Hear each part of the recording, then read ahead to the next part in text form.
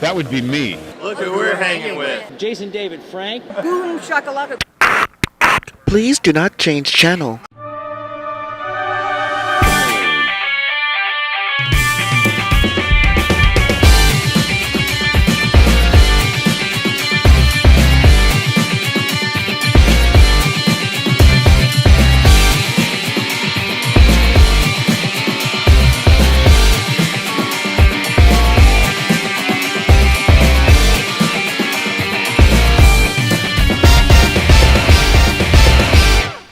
Hello, World Wide Web. Welcome back to the Hangin With Web Show. I'm GW Pomichter. Thank you so much for logging on and tuning in. If you haven't done it yet, go down and hit subscribe.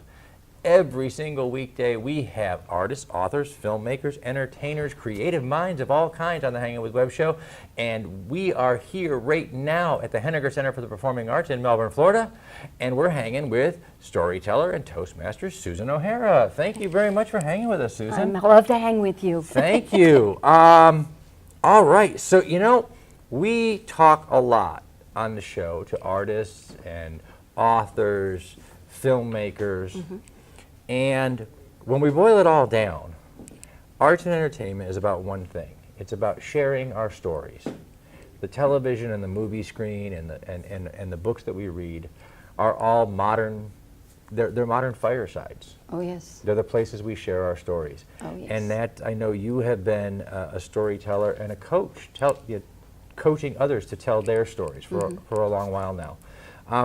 How did you become interested in being a storyteller? Wow. A long time ago.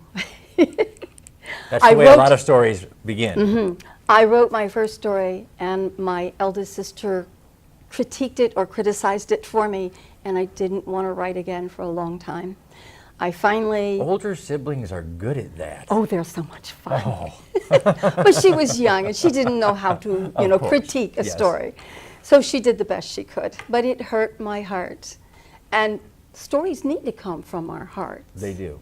So as time passed, I got into Toastmasters, and when I hit that book on storytelling, after I finished their first 10 wonderful speeches that we have to do, my husband had said, okay, I chose 3 books. He said, don't touch the storytelling book. Not until we're, finished the other 2. Well, I couldn't help it because my members said, you're supposed to be doing all 3. I hit it and the other 2 went by. And now here we are today because I really took off with it. I love fantastic. Stories, and I love helping people tell their stories. That's fantastic. What are those moments when you're telling a story and you're sharing a story with a group around? What is it about that experience that motivates you the most? Well, it sometimes happens after you tell the stories. It's great when you've got their attention and you see, I've told a story that I thought was really funny, and it has some scary parts to it, and I had small and elderly people and middle-aged people in the audience, and I could see the little ones in front of me going, oh, and I went, oh, and I changed my voice, I changed my demeanor to bring the whole crowd in so that they realized that it was a funny story. With so many forms of media, between literature, film, television, etc., with so many forms of media out there today, what is it like to be a verbal storyteller? Is there still people still excited to hear a good yarn? Oh yeah. Oh yeah. Oh yeah. They are. We have National Storytelling Network. We have a National Storytelling Museum up in Jonesboro. We have storytellers that are telling in the tea room from the guild that I'm in. Fantastic. And of course, it's really neat to hear their stories in the guild that I go to in Winter Park. They were happy because I had done my coaching well enough this year. I made myself some goals, and one of the goals was to get a youthful voices teller on that stage from Brevard County. Wow. I had never seen one before. And so a year and a half ago, I started looking, found an entity, and that entity fell flat for me 2 weeks before the deadline. Wow. What am I doing? Panic. And I'm going, dear Lord God, I wanted to do this for my community. Help me. And the name of Delaney Gill came to my mind. She had been in 2 of my short movies that we have done. And I used those movies for inspirational speaking. And I'd asked her mother back in November, and she's, I don't know about her schedule. And I kept saying, but ask her. I picked up the phone, I called, and she says, and I told her my dilemma.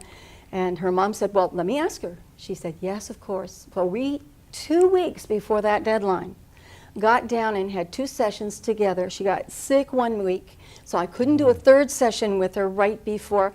Well, we met right before in the morning of that storytelling event that she was supposed to be in Mount Dora for the Story Fest. Awesome.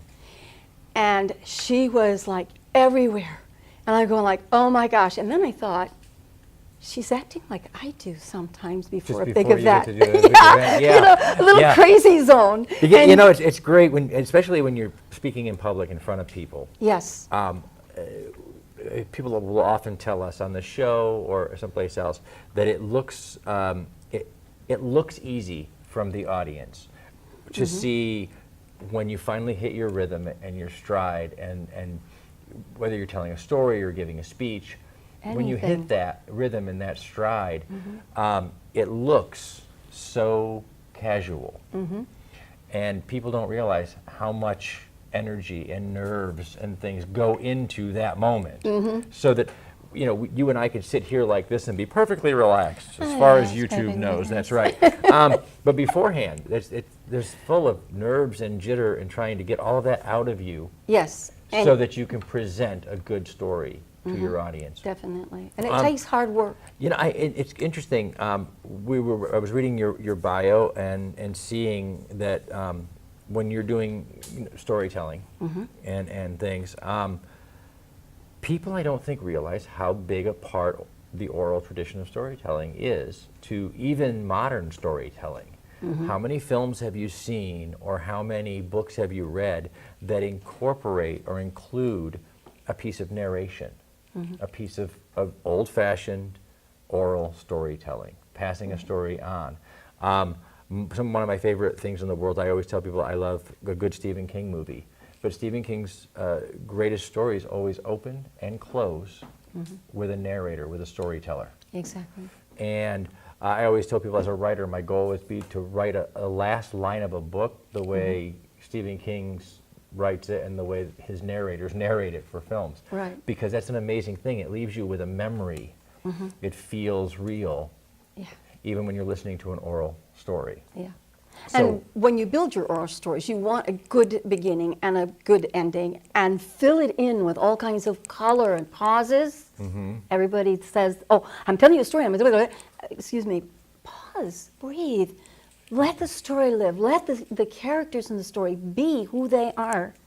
And then walk it forward, beat by beat. Just as we're doing movies, you got beats in a film. Make that climax, make it come down, end it nicely.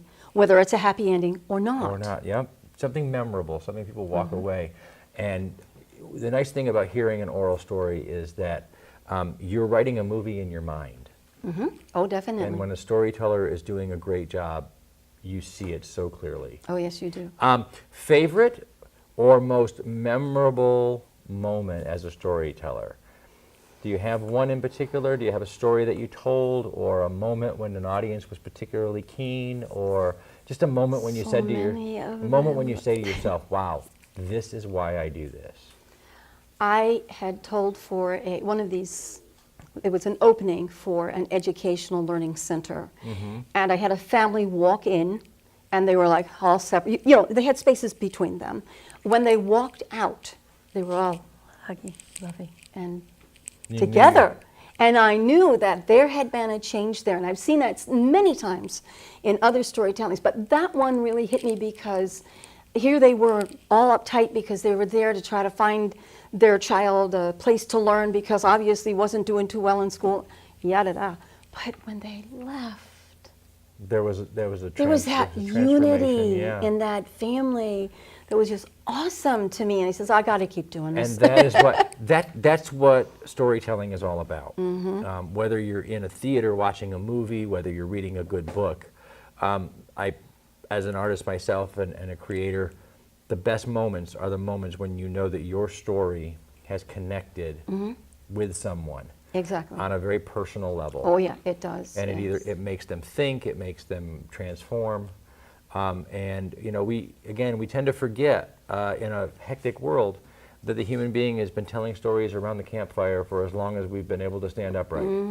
I know. And it makes us feel connected to one another. Yes, to it does. share those stories. Yes, it does. And I love it when I work with children. I've got 2 films that I'm using for inspirational speaking. Delaney's in both of them. Oh, and she just happened to make the cut because the second story that I was doing, my husband says, no, don't. We got to have fresh. I said, no, she is the perfect birthday girl for that. And she's learned so much from that and from me. And there were people doubtful about her. And when they saw that film, they went, whoa. Well, let's talk about your filmmaking a little bit. Yeah. Okay. You have 2 films that you used as inspiration. What's the first one? This is hard because I always go back to the title of the, the one is about Heart of the Matter. And I Okay. believe we did that one first. And Heart of the Matter had a grandmother in it and a granddaughter. And the grandmother had a problem. The young girl, which was Delaney, says a prayer that her grandmother become like she used to be happy. She doesn't know why she's so sad. Delaney did a fabulous job in that movie. I was very, very pleased with her. Awesome. And her mother clued me in on how she thinks and how she works, and I used that. So I was so glad for her mom being that good to me that we were able to work with that. Well, it's important as a writer and a director and filmmaker that you can connect with your talented actors and actresses, because if you have that connection, then they'll connect with the camera. And when they connect with the camera, they connect with their audience. Even though filmmaking can be a very solitary, and it can feel very isolated when you're doing it. Oh, yes. But when you sit in a theater and you can see that connection through The big lens. thing on the screen, Susan O'Gara and I worked very well together on that screen because it was difficult transition between the mean, unhappy grandmother, and she says, where do I make that transitional thing? So we sat down, we talked about it, and we worked it out. Her transition worked so well in that movie, That's for me amazing. anyway. And it's just a short film to use, like I say, for inspirational speaking. But again, you know, your stories don't have to be long. They don't have to be crafted with a ton of CGI or special No. effects. Human beings are naturally drawn to community Oh, and yes, to they are. sharing personal stories. Right. And it's so amazing when you're able to do that as a storyteller, when you're able to do that as a filmmaker, as a writer. It's just you're a part of someone's life now in a very transformative way. Yes. That's my shut up card. Oh. I don't like it when they do Second that. movie There's a was second a movie special though. gift. A special gift. You know what? We're going to put links down below so that you can find Susan O'Hara online. You can find out where she's going and what she's doing next. We do know that tomorrow is your birthday. yes. Okay, so YouTube, remember to leave a comment down below and wish Susan a very, very happy birthday. We thank you so much for sharing your time with us. We're going to thank our you're partners welcome. and our friends at God bless. Something Unique Magazine, Famous Faces and Funnies, Krypton Radio, Off the Chain Radio with author Yvonne Mason, Space Coast Comics, and Asylum Convention Entertainment Services. These are the people who share our videos and our creative artists all over the World Wide Web. We certainly hope that you'll be one of them. Hit subscribe, come back over and over again. We want to thank our great friends here at Brevard Film and Talent for bringing us in and letting us talk to some amazing storytellers and creators. We've been hanging with Susan O'Hara, Toastmaster and storyteller, and there's links down below. Come back, log on, tune in, and see who we're hanging with next. Thank you so much. Thank you so much.